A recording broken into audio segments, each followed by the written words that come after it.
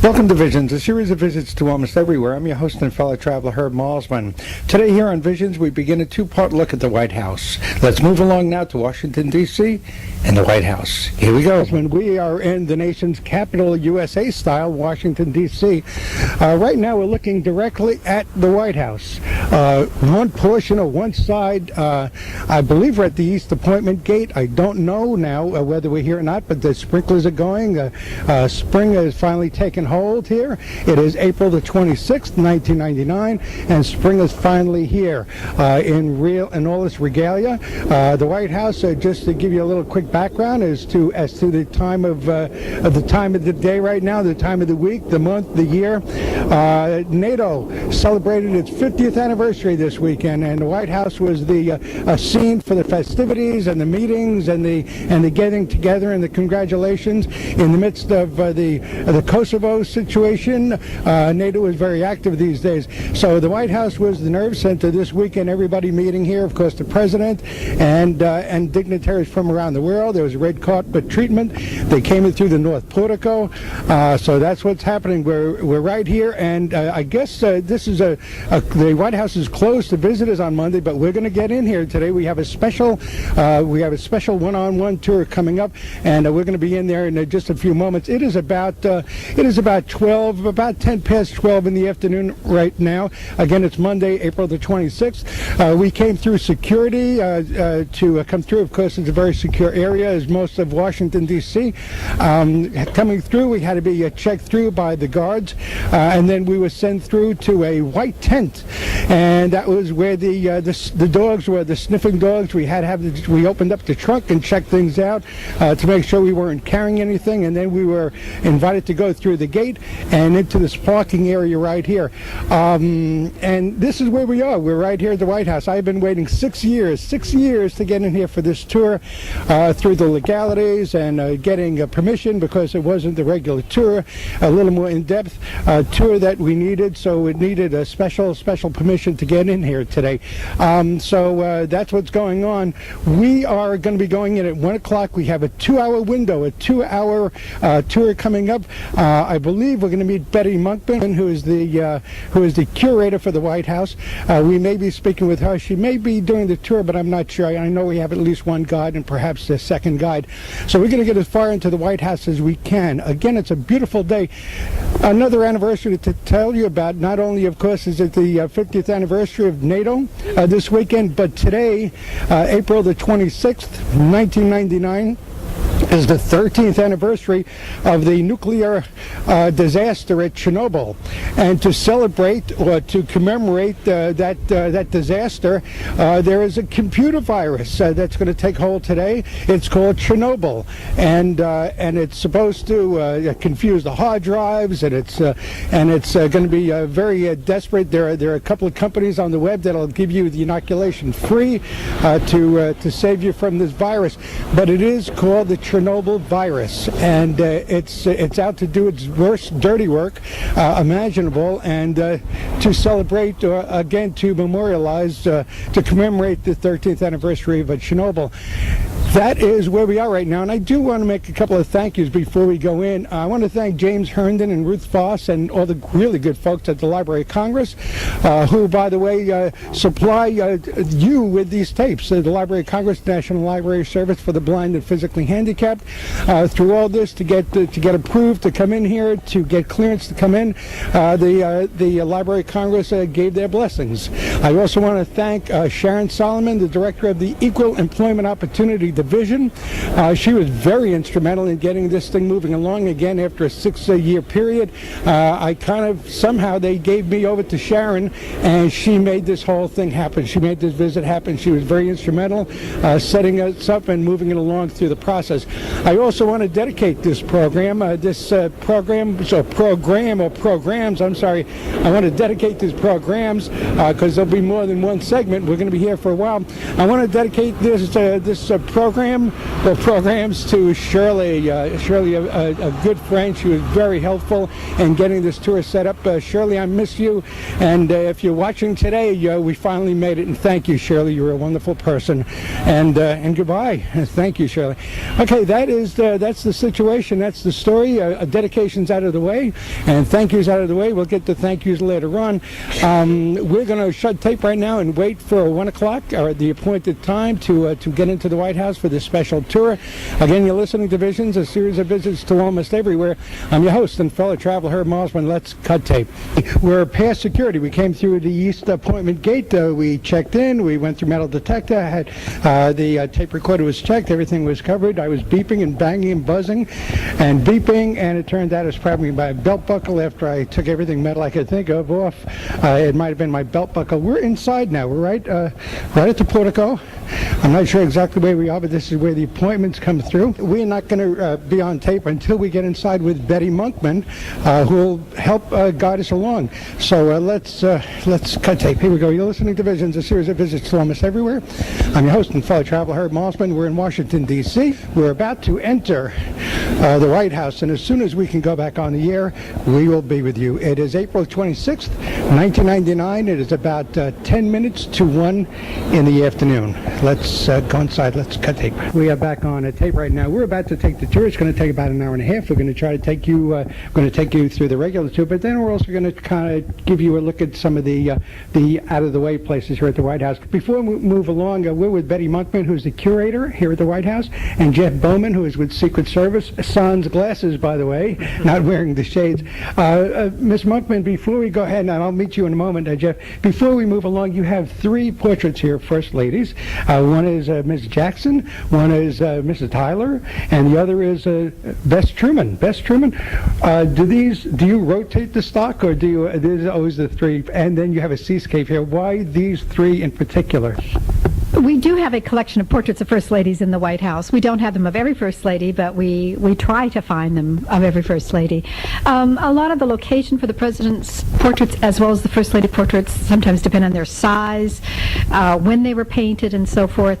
The portrait of Mrs. Tyler was actually the first portrait of a First Lady to come into the collection in the She actually sat for it in the 1840s, but it did not come here until right before the Civil War. And it was given by her to start the collection of First Ladies, actually. The portrait of Mrs. Jackson is a posthumous copy, actually. She died before her husband became president, and her original portrait is at the Hermitage, Jackson's home in Tennessee. So the people of Tennessee paid to have this copy made of her, which was given again to the White House as a gift. And Mrs. Truman sat for a woman artist, Greta Kempton, when she was First Lady, and so we have a wonderful portrait of Mrs. Truman here. Oh, wonderful. Jeff Bowman, let's move on to you for a moment. Can you give us some of the history? This is 1600 Pennsylvania Avenue. A little history of the White House, a little background. Correct. 1600 Pennsylvania Avenue is the address, which is the north side of the White House. A lot of people like to ask which is the back and which is the front of the White House. The White House really doesn't have a back or front. We have a north and a south because both entrances are used quite often for various events. The White House itself, the cornerstone was set on October 13th of 1792. Took 8 years to build this home. It's made of sandstone on the exterior walls. George Washington, who of course was our first president, selected this site here in the district for the White House. He approved the construction plans. He appointed Irish-born architect James Hoban as the master builder, and he provided some of the building materials that went into building the home. Took 8 years again to build this home. George Washington left office in 1797 and died in 1799, so not only did he never live here as president, but he never got a chance to see the finished product as well. Our first occupant was our second president, John Adams, and he moved in on November 1st of 1800. Every president since has lived here for either all or part of their term in history. And George Washington actually died from a cure, did he not? They were bleeding him. He had a sore throat, and the leeches, and they were taking a pint every 4 hours or something like that, and that did in George Washington. Well, I think he had become ill. He had been riding on his horse over his plantation in bad weather, and I think that was the beginning of his illness. Right. But taking a pint every, and I'm a blood donor. I know if you take a pint off me every 4 hours, I'm going to be a little bit put out by it. Wasn't there a major fire here way back when? There was during the War of 1812. It was actually August of 1814. British troops marched on Washington and burned the White House. The entire inside of the White House was pretty much destroyed. The only thing left standing was the exterior walls, which were badly scorched. Right. Now, is the White House set right now to reflect the Clintons' taste, and does that change in a couple of years now? Does the administration coming in, the president and the first lady, or it could be the president and the first husband, Elizabeth Dole? It could happen. She'd be a pretty good choice. Will whoever comes in next decide, well, I kind of like this color, and I kind of like, what can't you touch in the White House when you're redoing it? There are many more restrictions in the public areas or the staterooms than there are in the family quarters. In the family quarters, the family can change them when they come in. They can change fabrics, move furniture, paint the walls, pretty much make it their family quarters. But on the state floor in the public rooms, we do have an advisory commission of which the First Lady serves as honorary chair. So Mrs. Clinton has served very actively as chair. And that commission, which is composed of museum directors and curators, the chairman of the National Park Service or the director of the National Park Service is the chair of the committee. They must meet and approve any changes in the public rooms. And there have been some changes during the Clinton administration, but it's not so much a reflection of the President Mrs. Clinton's taste as it is a joint decision of these professional museum people. So they all come together, and I guess the White House Historical Society, there everybody has a piece of that decision, I would imagine. Well, the White House Historical Association doesn't get involved in the actual refurbishing, but they have very generously raised funds, and we have an endowment fund from which funds come to pay for those refurbishings, and that comes from the White House Historical Association. Now, just two more things, and then we're going to head out. The seascape, besides the fact it's beautiful, why is it here? This is a painting by Cornet, an Italian artist, called The Landing of the Pilgrims. And it's a large seascape, a rather romanticized seascape of the boats coming ashore in Massachusetts in 1620. And it's here because it's an early painting. We thought visitors that come to this room might like to see a scene of the early development of this country. Now, just before we go, one more question. Is it always 10 after 1 here? Is there a significance to that, or just the clock is worn out? I think the clock probably needs some attention. There's some historical significance at 10 after 1, something like that. Okay, we're about to move along. You're listening to Visions, a series of visits to almost everywhere. I'm your host and fellow traveler, Herb Malzman. We're in the nation's capital, USA style. We're here in Washington, D.C. It is Monday, April 26, 1999. NATO is gone. I guess just about everybody is gone after the weekend, the 50th anniversary. For those of you with computers and hard drives and CD-ROMs, you may be experiencing a problem today. A virus called Chernobyl on the 13th anniversary of Chernobyl is either in the works right now, or it's in the systems, or it's about to go in the system. I mean, this thing it's great. Computers as our friends, the downside of the superhighway. Right now, Chernobyl may be eating its way through somebody's hard drive someplace in the world.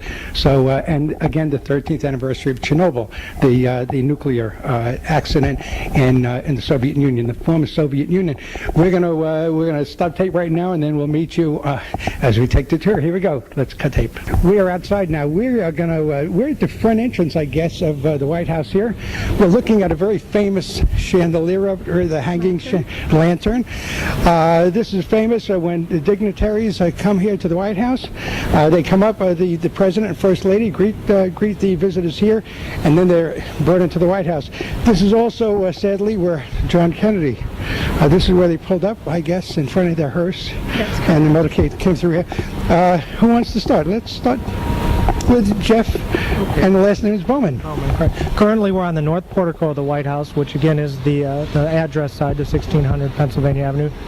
This portico is an 8-column portico, and again, it's made of sandstone and marble stairs. As you're looking or viewing the White House, you can see intricate detail in the marble. Off to the right is on the windowsill is an area that we left unpainted. Shows the original sandstone that the White House is made of, and even shows some scorch marks from that fire of 1814, just as a reminder of all of us.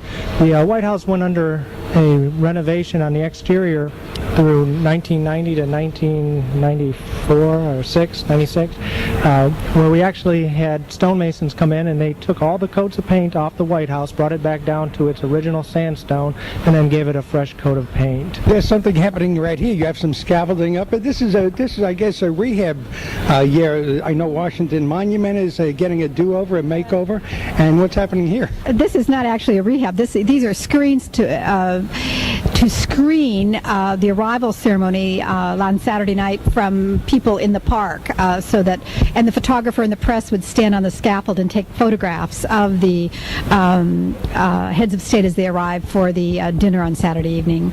Okay, so now I was watching C-SPAN, and the dignitaries were coming in from NATO, and they were coming in, and there was a lady here from the White House. She was doing some sort of protocols. What was her title and what was she doing? Her name was Mary Mel French, and she's actually with the State Department. She's the ambassador of protocol, and for the dinner on both Friday nights and Saturday night, we had 18 heads of state here on Friday evening and 44 heads of state here on Saturday evening.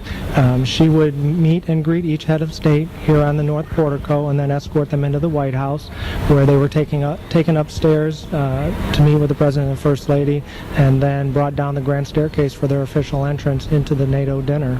And who is the host? Was it the State Department or was it the White House? Well, at the White House, the President is always the host at the White House. The President or the First Lady are always the host or hostess at the White House. I'm just wondering why State Department protocol, but I guess it's versus State Department. Well, the State Department handles all protocol with foreign heads of state or foreign visitors. Oh, so it's a good question then.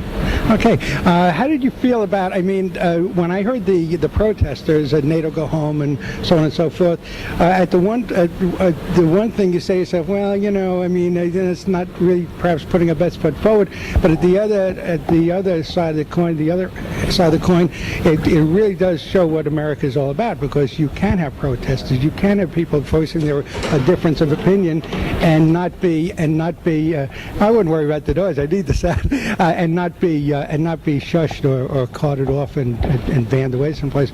So there was that contrast here. Lafayette Park, which is directly north of the White House, has always been a center for the last 30-40 years, or longer than that even, and Pennsylvania Avenue for people protesting policies and issues. There's a tent city here, and okay, we're gonna go inside and start, because I know you have a schedule to maintain, and I have to get my car back eventually. We're gonna head inside. Let's cut tape. We are inside now. Where are we? Can I call you Betty? Betty, sure. We're standing in the entrance hall, which in the 19th century was the great hall for all visitors to the White House. Not only heads of state, very few heads of state came in the 19th century, but any visitor that would come to the White House would have come into this great hall. They would have gone up the stairs to the president's offices, which were on the family floor directly above where we are standing today. And even the family would use this entrance as well. That changed in the 20th century. They now use an entrance on the south side of the house, but in the 19th century this was the only entrance for people to enter into the White House. Jeff, describe the space we're in right now. Okay, we're in a large foyer. There's a Tennessee marble on the floors with Vermont marble on the walls, and 6 columns that are in the center of the foyer. To our left is the grand staircase. It's a red carpeted staircase that leads up to the residence. The White House itself is made up of 6 levels. We're standing right now on the 4th level of the White House. 2 basement levels that are contain all the shops that are needed to keep the home running: the plumbing shop, the electrical shop, the carpenter shop. There's bomb shelters down there, bowling alley, kitchen. On the ground floor level are a few rooms that we'll take a look at as well. We're currently on the state floor, and again it's the 3rd floor. And then the top 2 levels, the 5th and 6th floor, are the private living quarters of the first family. Total about 67,500 square feet. and lots of red. I mean, is this everybody coming through here sort of gets the red carpet treatment and the red drape treatment? Well, it is true. The red carpets have been taken up now, but for the arrival on Fridays and Saturday evening when the dinners were held, there was a large red carpet out on the under the north portico. And I kind of feel kind of special right now because you're wearing a sort of red tie, or, you know, and I'm not wearing a tie. It's kind of warm for me. But Betty, you're in a red jacket, so I kind of feel like there's a red jacket tie welcome I'm getting here. Can I stretch a point and say that? Certainly. Okay, where are we heading? By the way, we're looking at a very famous portrait of John Kennedy, Yes. JFK. In this entrance hall, we do try to hang the more recent presidential portraits because this is the area in which the visitors, the public visitors, will exit the house. And so we do try to show portraits of presidents that they would be very familiar with. And one is a portrait of President Kennedy, which is a posthumous portrait. It was painted after his death from photographs. But it was a portrait selected by Mrs. Kennedy to be the official portrait. And it shows him standing with his arms folded and his head bowed. And many people have questioned why the artist painted him with his head bowed so that you cannot see his eyes. But the artist said he really wanted to portray him as a thinking man. He's definitely thinking, his arms crossed. He's definitely in a thinking posture. Right. And the other portrait across the hall is our most recent presidential portrait, and that's President Bush. And he is seen, again, standing with a desk that he used in his office upstairs with one of his favorite paintings in the background. Okay, let's cut tape, and I'm looking at some busts here. I see Abe Lincoln, I see George Washington, some various busts along the wall. Is that Betty? Do you want to say anything about the piano? Yes, I do. Harry Truman, maybe? Well, it predates Harry Truman a little bit. It was a piano. It's a great grand piano made by the Steinway Company, and it was presented as a gift by the Steinway Company when Franklin Roosevelt was president in 1938. And it has various scenes of American music stenciled on it, but its legs are large gilded eagles with their wings spread, and many very famous pianists have played on this piano, as well as President Truman did play on the piano.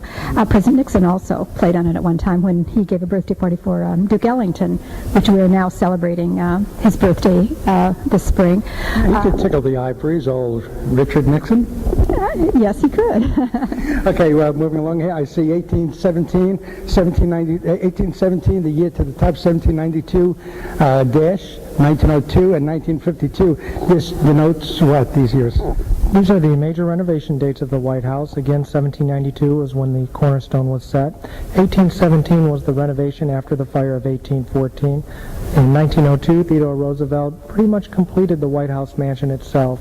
Prior to his becoming president, the ground floor was the basement floor. It was unfinished, and he pretty much finished that off. And then through the years 1948 to 1952, under Harry Truman, was our structural renovation of the White House. The Army Corps of Engineers came into the home, totally gutted the White House, dug the 2 additional basement levels, put in steel support beams, filled it all back in, and this is the home as we see it today. This, by the way, is set into the floor over here as we're coming through. That's where I was seeing this. All of a sudden, I was watching Presidents and Analysts the other night with James Coburn. When he came through the door, I kind of thought of James Coburn in that film. I don't know if you saw it, but he's kind of asked to be the President's analyst, and after a while, he's people are coming after him. And anyway, that's what I did. Is this the red carpet that was used? It is, and it's rolled up today, unfortunately, because we're taking down some chandeliers to be rewired and to be repaired. So it normally is a long red carpet that extends the length of this corridor, which is, I don't know how many feet long. Do you, Jeff? 85 feet.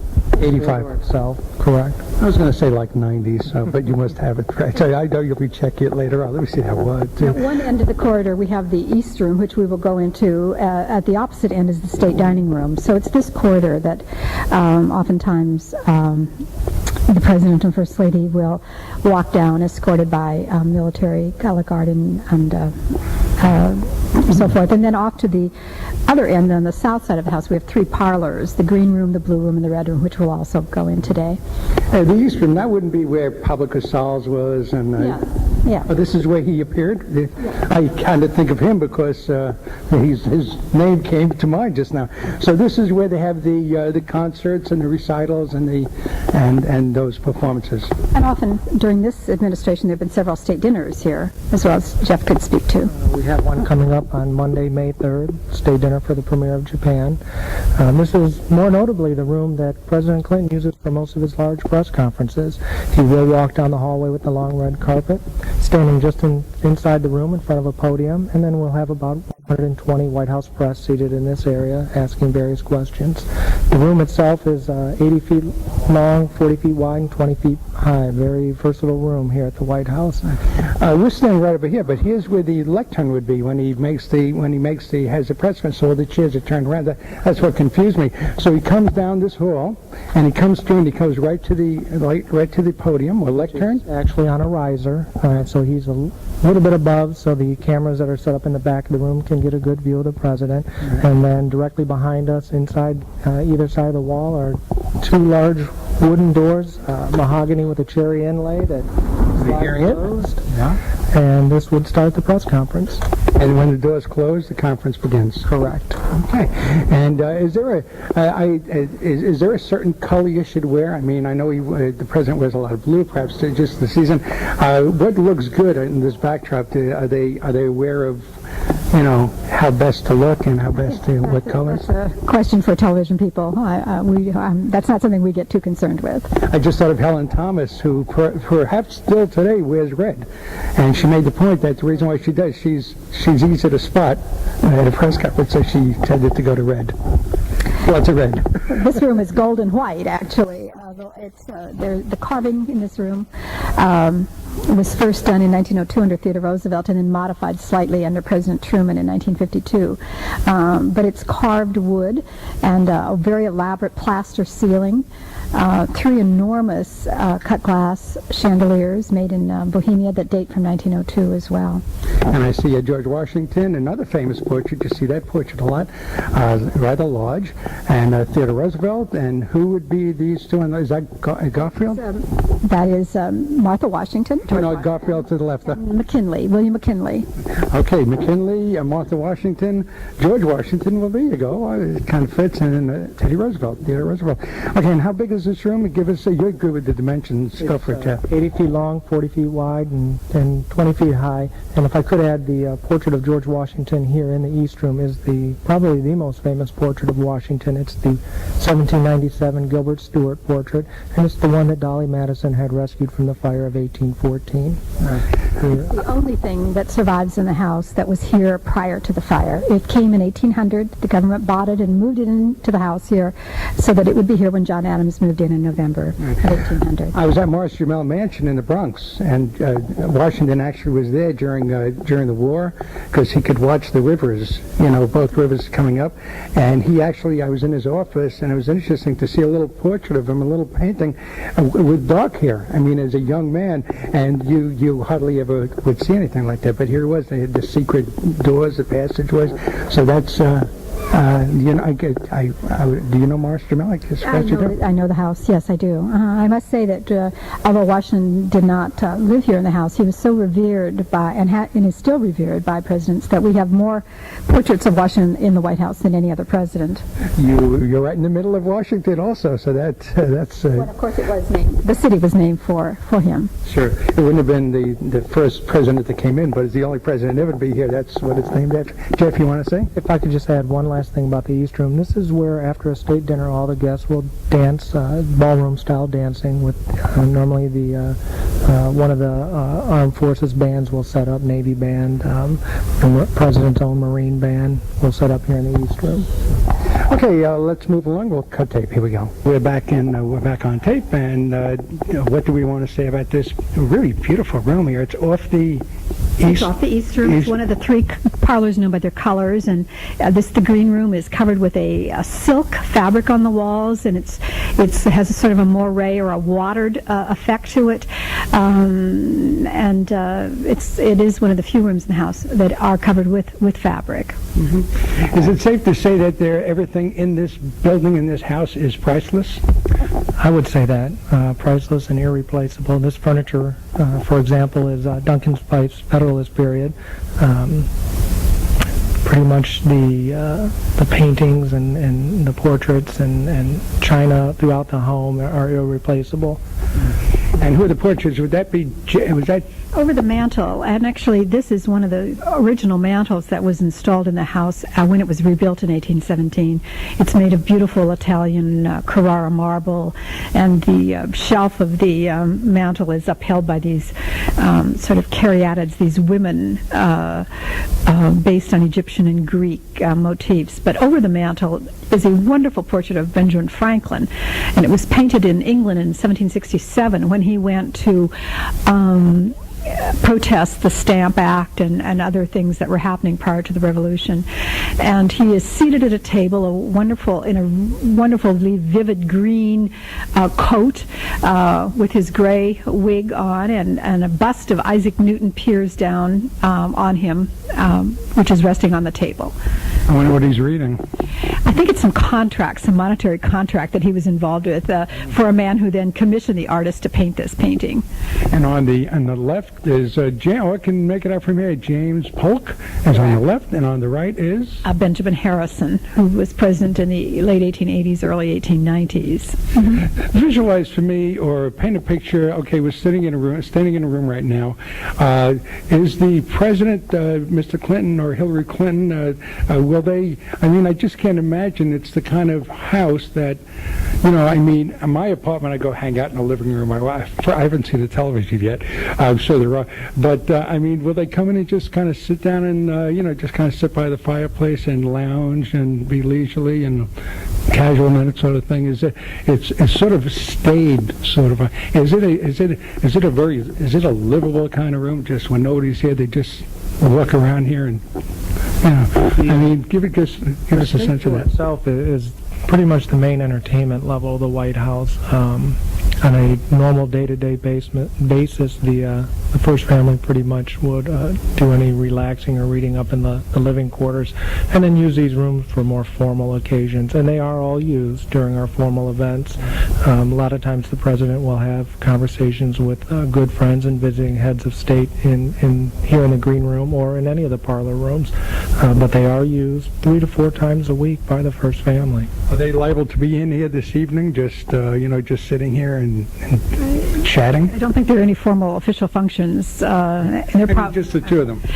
Very seldom, I think, would they come down to this floor to do that sort of thing. They have wonderful rooms upstairs that are available to them. Mm-hmm. So this is sort of, okay. I kind of wondered about that. All of a sudden I had this sense of them just sitting around them. If I can add, when President Clinton came into office, and I've been here for both President Bush and President Clinton, so I'm assuming President Bush did the same, but one of the first things that President Clinton wanted was a very detailed tour of the White House. I've been here on the state floor on many occasions where the president will grab select guests or friends and then just start taking them around the state floor, and he has got just an extraordinary memory. And he does a better tour than I could ever do, and he does that quite often. I've heard him do that as well up in his office on the second floor and the Lincoln bedroom and so forth. And he knows his history and is very interested and keeps reading and updating himself on various things. So he knows what the paintings are, what's happened in these rooms, how presidents have used the spaces and so forth too. I'm looking at a portrait of Jimmy Carter, a misunderstood president, and somebody who is who's blossomed since he left the White House, Habitat for Humanity, and he's done some wonderful work. And not every president leaving office does great work after they leave office. And Jimmy Carter may have been a little restricted here, but he's moved along now. You're smiling fondly, like you sound like you seem to like him. Yes, I do. I admire Mr. President Carter a great deal, but I was smiling because of a story about that painting. It was painted after he left the White House down in Plains, Georgia, and he selected an artist from Connecticut, Herbert Abrams, to paint his portrait.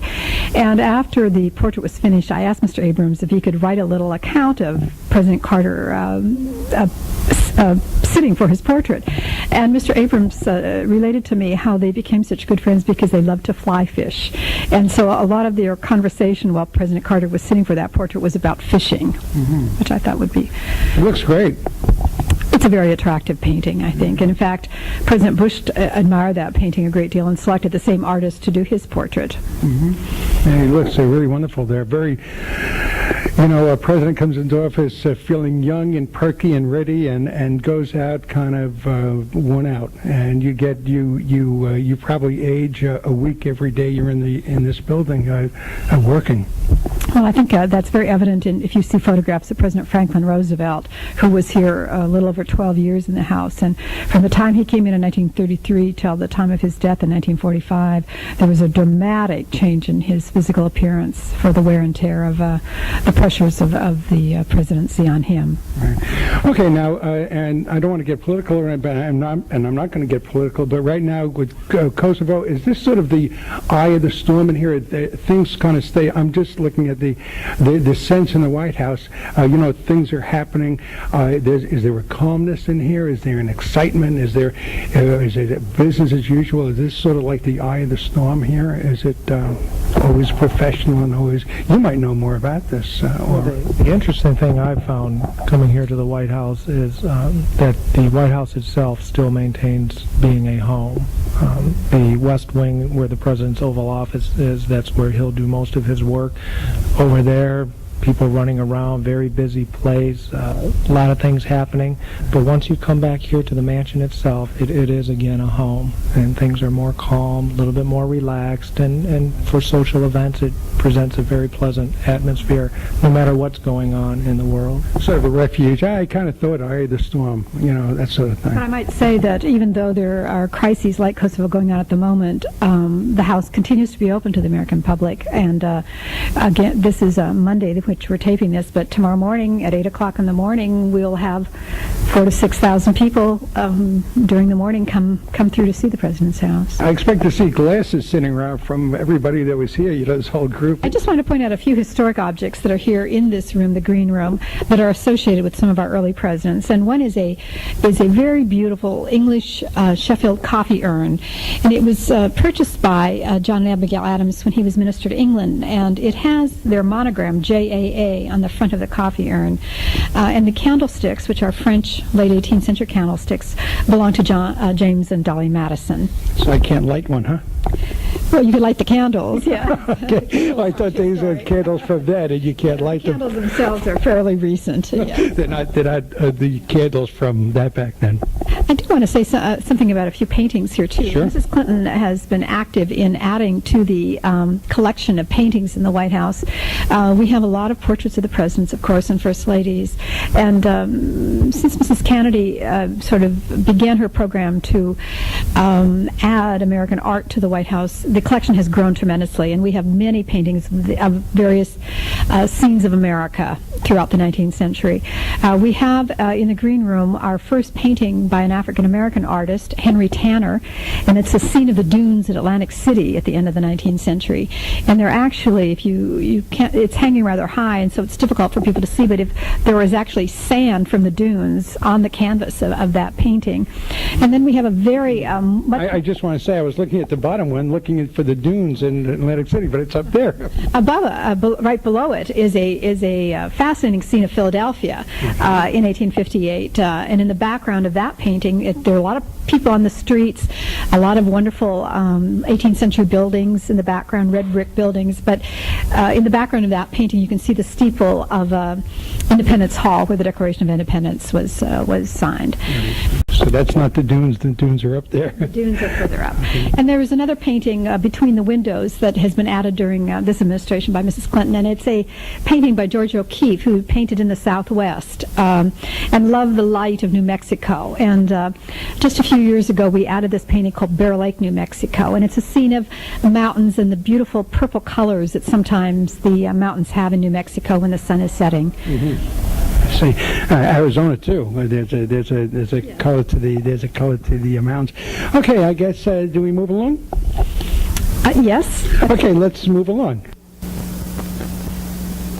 It's very blue in here, and I'm going to say blue room. This is the Blue Room. It's one of 4 oval-shaped rooms in the White House complex. Below us is the diplomatic reception room on the ground floor. Above us in the living quarters is the yellow oval room or yellow tea room that you hear a lot in the media. Mrs. Clinton hosts many teas up there. And then, of course, next door in the West Wing is the President's Oval Office. Right. So what we did is we came through from the East room, through the Green Room, and to the Blue Room. Benny? I think this is one of the most beautiful rooms at the house. It was really designed by the architect of the White House, James Hoban, to be the most beautiful room. And it was a room where foreign ambassadors to Washington would be received by the president. And many, many presidents have received foreign ambassadors here. It is also the room where many receiving lines are held by the President Mrs. Clinton as well as previous presidents and first ladies. Teas are held here. Small dinners are held here. Jeff, do you want to add anything else? At Christmas time, we remove all the furniture, and by the way, the furniture is the French Empire style by the Belanger Company. Eagles and... Correct. Well, this has been reupholstered, but this was ordered by James Madison, or purchased by James Monroe, I'm sorry, in 1817. But at Christmas time, we remove all the furniture and we take down the chandelier, and an 18.5-foot Christmas tree is placed in the center of the room, and this will become the official White House Christmas tree. Okay. And then real briefly, we have portraits around the and a bust, one bust anyway, and just a couple of... Two, the marble busts on either side to the north door of the room have been here since 1817, since they were purchased when James Monroe was president. And one is Americus Vespucci, and the other is Christopher Columbus, two of the people involved in great discoverers of America. No Leif Erikson, huh? Not yet. We're working on that. Okay, is that Garfield up there? No, above the door is a rather robust president, one of our heaviest presidents. He's seated in a chair, painted in this room actually, but that's William Howard Taft. I'm gonna wind up with Garfield. There was a Garfield, wasn't there? There was a Garfield, but his portrait is not in these public rooms. It is hanging, but it is not hanging in these public rooms. I can't wait to see Garfield. So, okay, not the cat, by the way. Okay, and who's some of the other people in it? I think I see Jefferson. We have portraits of all the very early presidents. John Adams, when he was vice president, a beautiful portrait of Jefferson, painted by Rembrandt Peale just shortly before he became president. A portrait of James Madison, and then portraits of both President Monroe and Mrs. Monroe, who were responsible for the furnishings that are in this room. The very beautiful gilded furniture, the gilded clocks, the beautiful porcelain vases were all purchased by President and Mrs. Monroe. So they get the 2 spots. They get 2 spots in the room, the blue room. Okay, in the blue room, and we're heading into. Would this be the pink room? Well, we here call it the red room. It kind of looked big coming through here. Okay, we just have the tape recorder going. Kind of give. Oh, this is great in here. This is sort of. Is that a pure red? Let me see your jacket up against the chair here. It's a red with a little yellow in it, I would think. Not pink? Not pink. No, not pink. No. But this is another parlor. It's the same size as the green room. Jeff, do you want to speak about what happens here? Well, historically, the red room has been a first lady's parlor room. Dolly Madison used to hold parties here. In that time period, they were dubbed Wednesday night socials. Mrs. Franklin Roosevelt, of course, was our only first lady to hold regularly scheduled press conferences. They took place here in the red room.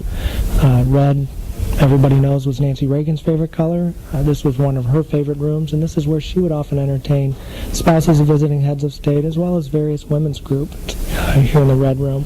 Is that a president up there with a musket or a rifle? What would that be a president there? No, this is a portrait of James Audubon, the great the birds. The man who painted all the birds, and that is a rifle that he shot him down with. Shot his birds with, yes. But this portrait was painted in Scotland in the 1820s, and when the portrait was done, he said that he disliked this painting intensely because the artist made his eyes look like the eyes of a hawk. Right. But it's a very well-known portrait of James Audubon.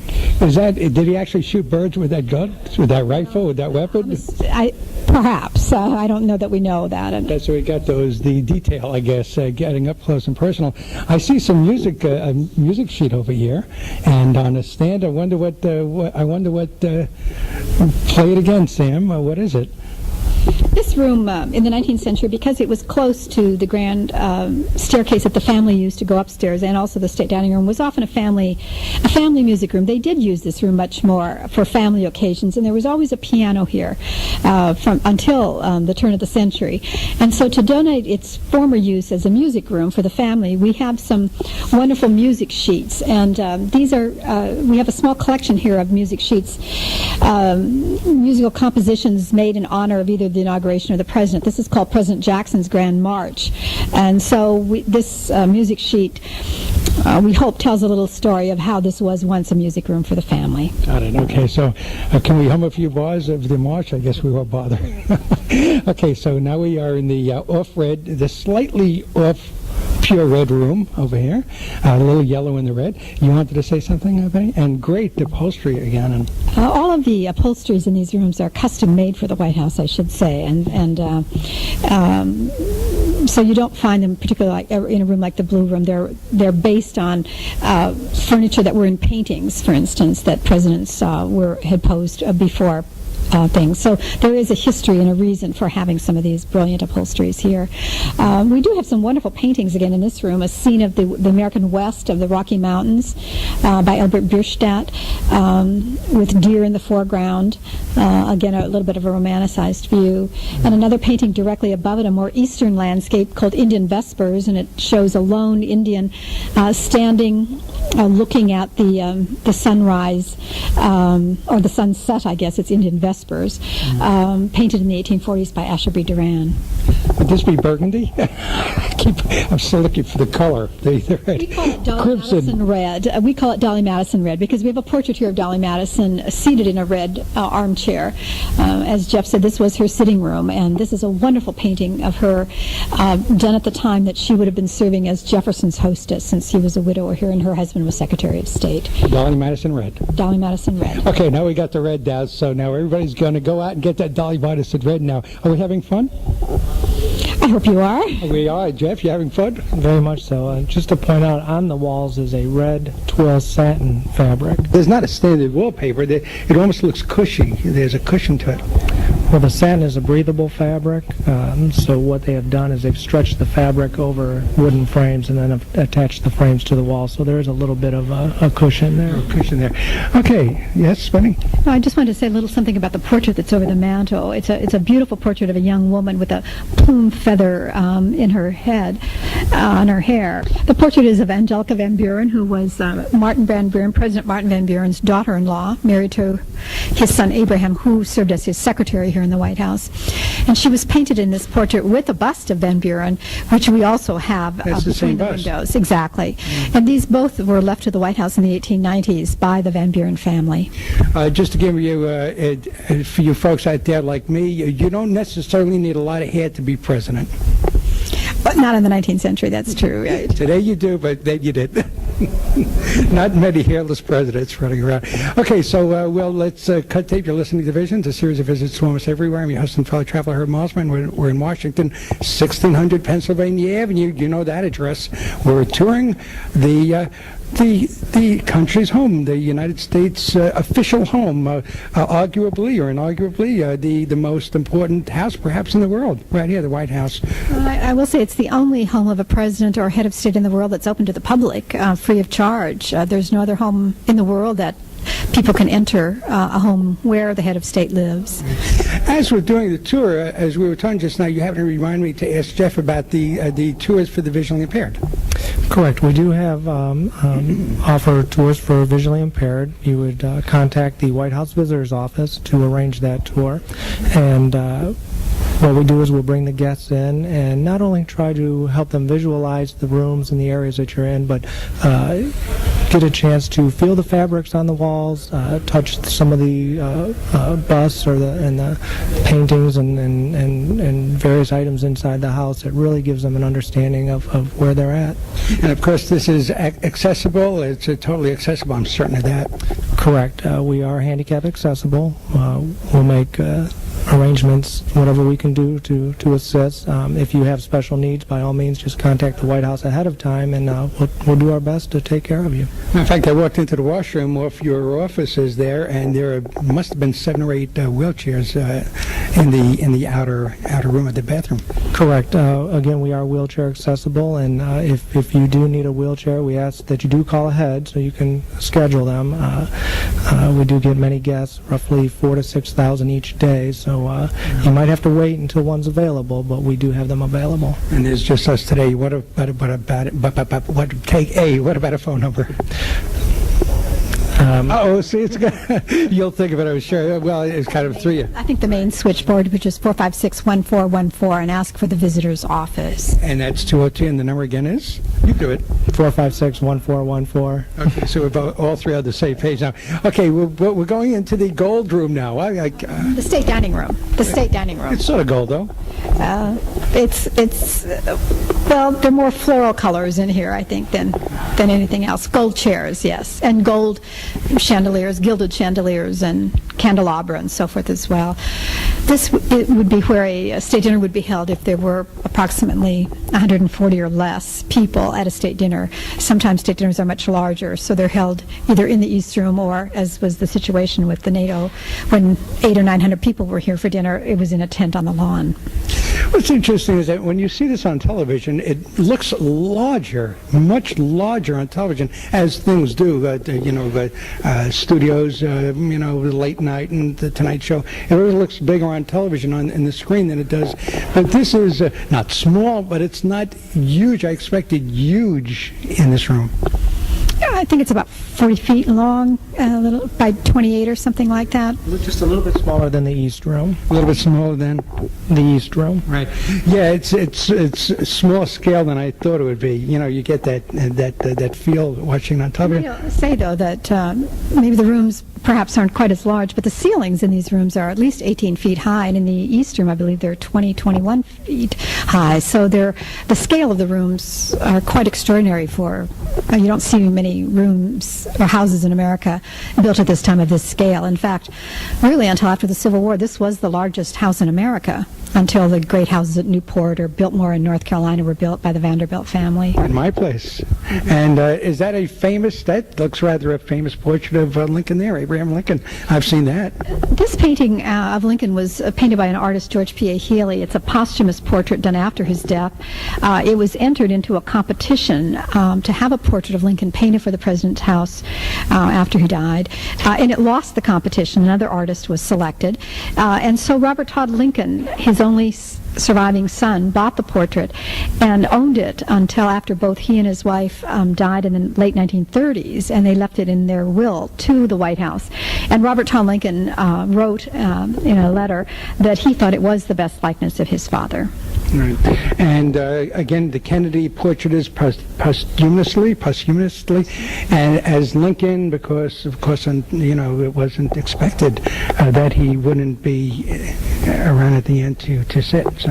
Right. And one of our traditions here at the White House, current traditions, is we'll wait until the President and the First Lady have left the White House before we have their official White House portraits painted, and then we'll bring them back here to the home for a ceremony of unveiling that portrait. I might say that we hope that they would sit for their portraits while they're in office. We would hope that they would, but because of their schedules, that does not always happen. Doesn't always work that way. I see some gentlemen working out there doing a little work, I guess.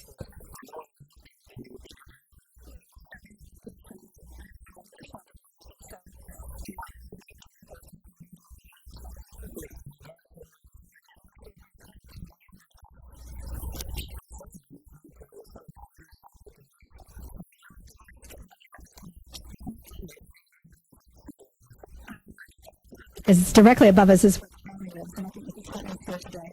might say that if you looked out a window of this room on the west side, you would see the rose garden and the west wing.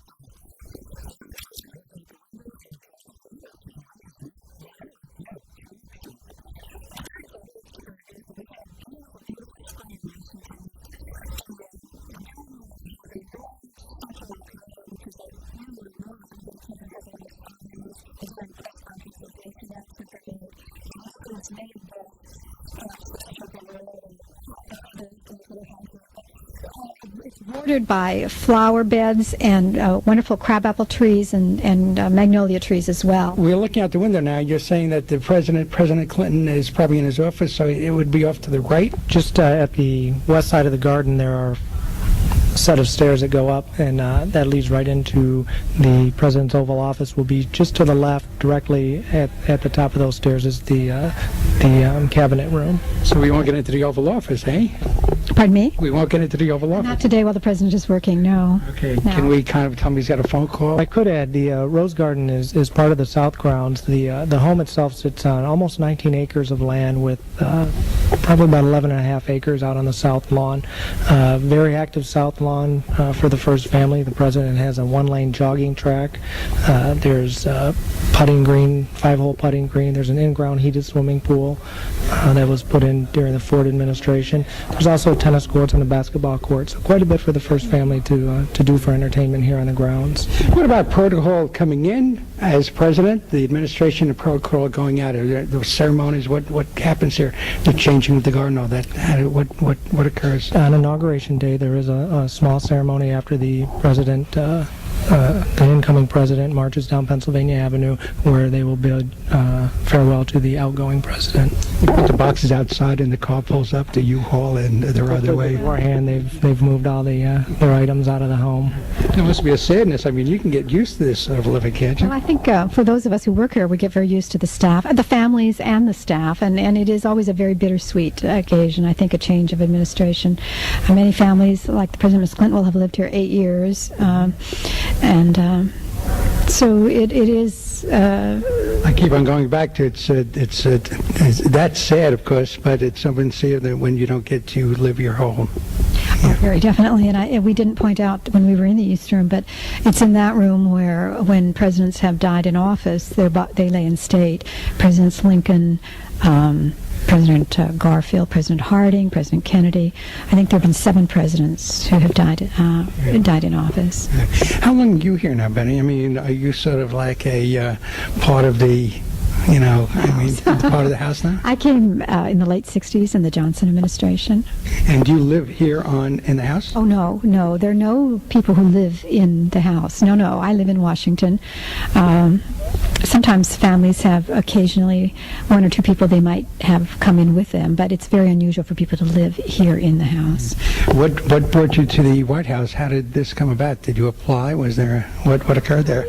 I was a history major. I was very interested in history and doing research, and there was a position opening in the curator's office at the time. And you're the curator now? Correct. And you're the curator for how long now? I've been a curator for many years, but the full curator for 2 years. Mm-hmm. Oh, knew it, a rookie almost, a sophomore. Well, I worked in the office, as I say, for many, many years. Sure. Jeff, some of your background before we keep moving here, before we move along. Originally from Michigan, I was in the Army. I was a military police officer. As I was getting out, the Secret Service was recruiting, and I applied, and here I am almost 10 years later, still going strong and enjoying every day. Still feel like yesterday was my first day on the job because it's gone by so fast. What sunglasses do you approve? I mean, you want to recommend any? You need the good ones. Well, unfortunately, I either lose them or break them, so I try to find whatever I can at the 5 and dime, and that's what I'll wear because I know I'm going to break them. So I buy my glasses the same place you buy them. Correct. I don't look the same, but okay, so that's your glasses. We might point out that the Secret Service gives our tours in the morning. So those men and women who are conducting the tours, especially for those people who come get tickets from their congressman, are in the rooms during the public tour hours, are all Secret Service officers. Okay, with that said, we'll leave the...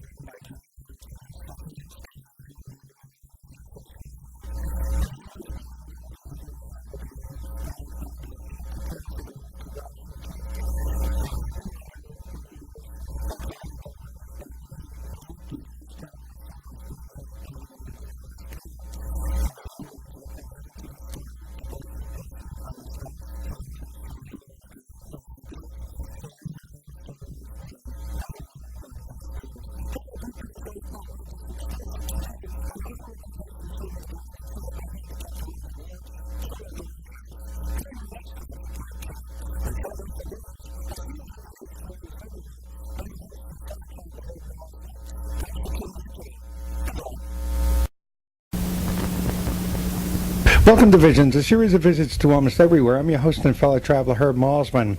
Today here on Visions, we begin a two-part look at the White House. Let's move along now to Washington, D.C. and the White House. Here we go. We are in the nation's capital, USA style, Washington, D.C. Right now, we're looking directly at the White House. One portion of one side, I believe we're at the East Appointment Gate. I don't know now whether we're here or not, but the sprinklers are going. Spring has finally taken hold here. It is April the 26th, 1999, and spring is finally here in all its regalia. The White House, just to give you a little quick background as to the time of the day right now, the time of the week, the month, the year. NATO celebrated its 50th anniversary this weekend, and the White House was the scene for the festivities and the meetings and the getting together and the congratulations in the midst of the Kosovo situation. NATO is very active these days. So the White House was the nerve center this weekend. Everybody meeting here, of course, the president and dignitaries from around the world. There was a red carpet treatment. They came in through the North Portico. So that's what, by the way, supply you with these tapes. The Library of Congress, National Library Service for the Blind and Physically Handicapped. Through all this to get approved to come in here, to get clearance to come in, the Library of Congress gave their blessings. I also want to thank Sharon Solomon, the director of the Equal Employment Opportunity Division. She was very instrumental in getting this thing moving along again after a 6-year period. Somehow they gave me over to Sharon, and she made this whole thing happen. She made this visit happen. She was very instrumental setting us up and moving it along through the process. I also want to dedicate this program, programs, I'm sorry. I want to dedicate these programs because there'll be more than one segment. We're going to be here for a while. I want to dedicate this program or programs to Shirley. Shirley, a good friend. She was very helpful in getting this tour set up. Shirley, I miss you. And if you're watching today, we finally made it. And thank you, Shirley. You're a wonderful person. And goodbye. Thank you, Shirley. Okay, that's the situation. That's the story. Dedications out of the way, and thank yous out of the way. We'll get to thank yous later on. We're going to shut tape right now and wait for 1 o'clock happening. We're right here, and I guess this is the White House is closed to visitors on Monday, but we're going to get in here today. We have a special one-on-one tour coming up, and we're going to be in there in just a few moments. It is about 10 past 12 in the afternoon right now. Again, it's Monday, April the 26th. We came through security to come through. Of course, it's a very secure area, as most of Washington, D.C. Coming through, we had to be checked through by the guards, and then we were sent through to a white tent, and that was where the dogs were, the sniffing dogs. We opened up the trunk and checked things out to make sure we weren't carrying anything, and then we were invited to go through the gate and into this parking area right here. And this is where we are. We're right here at the White House. I've been waiting 6 years to get in here for this tour through the legalities and getting permission, because it wasn't the regular tour, a little more in-depth tour that we needed, so it needed a special permission to get in here today. So that's what's going on. We are going to be going in at 1 o'clock. We have a 2-hour window, a 2-hour tour coming up. I believe we're going to meet Betty Monkman, who is the curator for the White House. We may be speaking with her. She may be doing the tour, but I'm not sure. I know we have at least one guide and perhaps a second guide. So we're going to get as far into the White House as we can. Again, it's a beautiful day. Another anniversary to tell you about. Not only, of course, is it the 50th anniversary of NATO this weekend, but today, April the 26th, 1999, is the 13th anniversary of the nuclear disaster at Chernobyl. And to celebrate or to commemorate that disaster, there is a computer virus that's going to take hold today. It's called Chernobyl, and it's supposed to confuse the hard drives, and it's going to be very desperate. There are a couple of companies on the web that'll give you the inoculation free to save you from this virus, but it is called the Chernobyl virus, and it's out to do its worst dirty work imaginable, and to celebrate, again, to memorialize, to commemorate the 13th anniversary of Chernobyl. That is where we are right now, and I do want to make a couple of thank yous before we go in. I want to thank James Herndon and Ruth Foss and all the really good folks at the Library of Congress who blocked the appointed time to get into the White House for this special tour. Again, you're listening to Visions, a series of visits to almost everywhere. I'm your host and fellow traveler, Herb Mosman. Let's cut tape.